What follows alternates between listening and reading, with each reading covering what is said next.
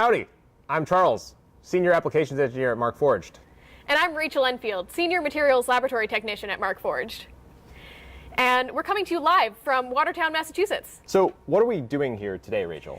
So we're here to announce the results of the holiday break contest. For the last 3 weeks, we've asked you to blindly guess the strength of a carbon fiber reinforced part. Cool. This so carbon fiber reinforced part. This part. And they're guessing the strength with kind of no context, no STL, no Eiger, right? Is it? Yeah. Okay, so we told you nothing, told you to guess something. But what's at stake? What are they winning? One of you lucky guessers is going to win a brand new Onyx 1 printer. That's pretty exciting. Awesome. Cool. So as a reminder out there, a bit of housekeeping. We close submissions on Tuesday. So you can guess all you want in the YouTube chat. It's just not going to count, unfortunately. Yeah, you're going to guess for pride. Yeah, we want to hear from you. What do you think this part can take? Shout out in the comments below, or if you have any questions, our engineers are on staff to answer. Yeah, let us know your comments, questions, concerns, and take a guess. Although, it's not going to count because we close submissions on Tuesday. So the contestant that guesses the closest number to the actual part breakage is going to win. Awesome. So. And for the audience members that don't know, you know, we've got this part loaded up here, and you can see it in the Instron right now. We've got it loaded. It's ready to go. What is the Instron? How does it work? Great question. So the Instron is a universal testing machine. It is produced by the company Instron, and we have a custom fixture set up on there. Normally it just tests tensile, compression, and flexure, which we are testing essentially tensile, but we are using a custom fixture that we made here at Markforged. One of the benefits of working at a 3D printing company. Cool. About this lever, we got to give credit to Rick Dalgorno, who is our resident simulation expert at Markforged. He's an applications engineer who worked on simulation, and he'll be in the chat answering any questions that you have. So if you have questions, complaints about this lever, Rick's your guy. Okay, so yeah, hey, before we go to breaking this part, which you see set up in the Instron, we're actually going to give you a quick walk through an Eiger just to help you better understand what's going on inside the part, and maybe show you a little preview of simulation if you haven't seen it already. That's exciting. So yeah, again, we didn't give you a whole lot of information, but as you can see in the Eiger window that I've pulled up here, this part weighs about, has about 30 cc's of Onyx and less than 3 cc's of fiber. So it's a little amount of fiber, but it's probably used in a pretty optimal way. So let's take a look at the internal view, and that'll just actually show you the fiber placement.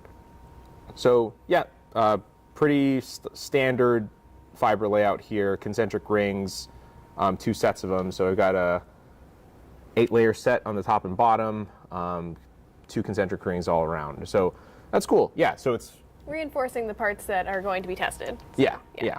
And as we know, the load kind of concentrates towards the outside of the part. So that's sort of what we have here.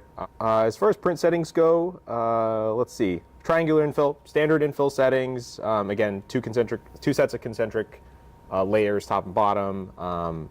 Yeah, pretty standard stuff. So I want to show you a little bit about simulation. So we asked you all to guess the strength of this part. And yeah, granted, we didn't give you a whole lot of information about it. Yeah, you can see sort of the part, the shape, but we didn't tell you how much material was in it, didn't tell you the fiber layout, didn't tell you the infill settings, didn't tell you any of that. But like, even if you knew that, you would still be guessing. Even with all the data, it's still a guess. And that's often what we're used to with 3D printed parts. We're guessing the strength of parts, but that's changing. With simulation, you're actually going to be able to get a number before you print the part, right? You'll be able to digitally test this part, validate your design, and optimize it all before you press print for the first time. So I've got this this setup here, and it's showing me big red flags, but I'm actually going to go edit the simulation case just so that we can have a more accurate view of what's going on. So by default, we usually do 100 newtons. So again, 100 newton load is a 22.5 pound force load on Earth. So here we go. We're going to save the load case, and I'm going to hit the validate button, and this is going to show us whether our lever here can hold 100 newtons.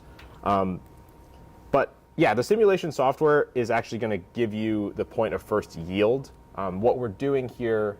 What we're actually going to be doing is breaking the lever. So even though we're looking at simulation, that'll tell us when things are moving, but it's not going to actually tell us when things are going to break.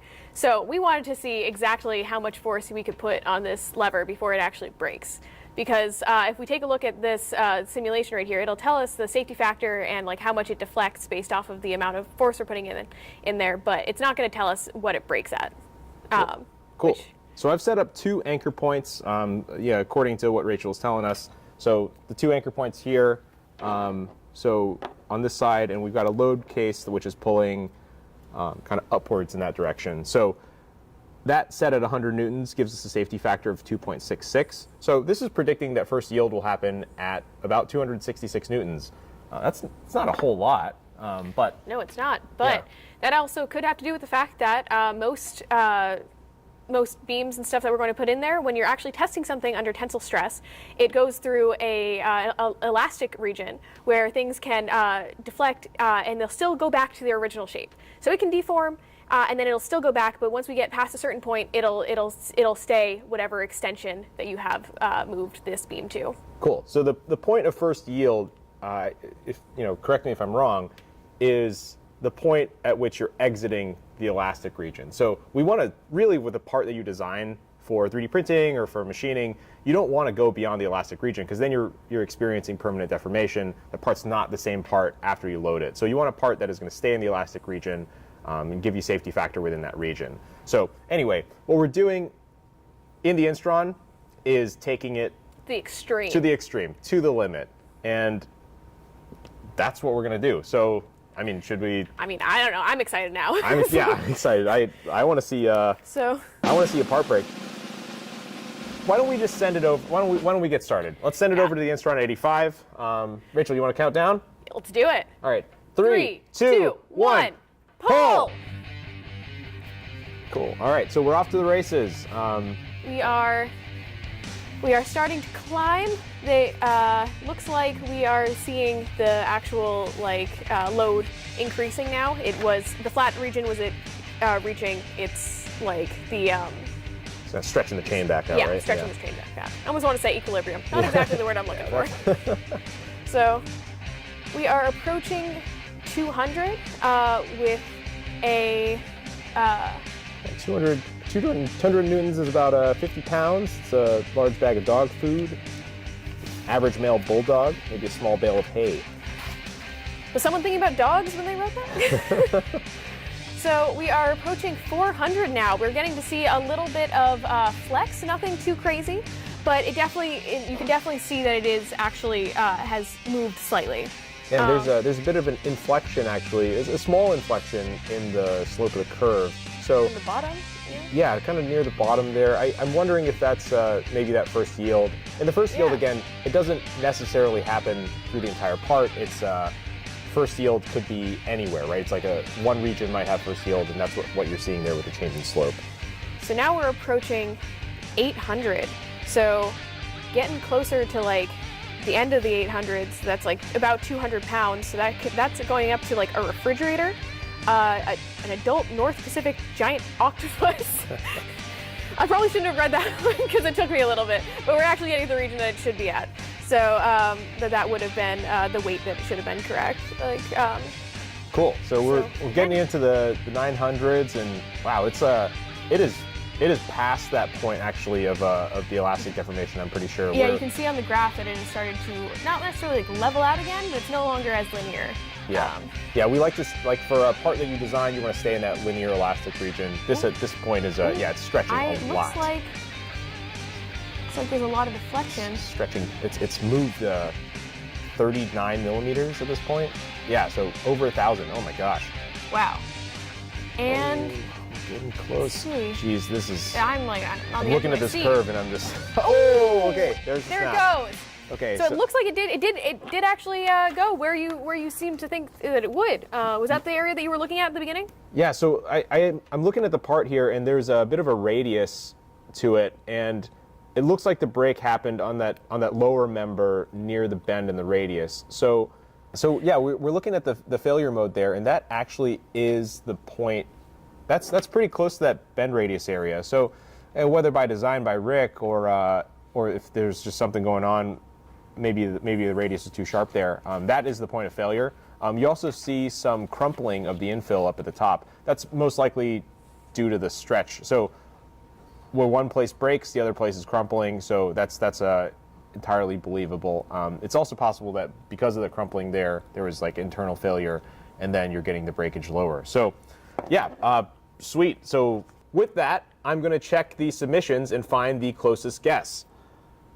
So based on that 1,092.9 Newton breaking strength, our closest guess is Will M with a guess of 1,100 newtons. Congratulations, Will M. Congratulations! And again, for any questions or comments, check us out. Be sure to like and subscribe. And yeah, leave your comments below. Keep up to date with us, check out simulation, and have a fantastic day and a fantastic winter break, I guess, because this is the winter break contest. So. See you later.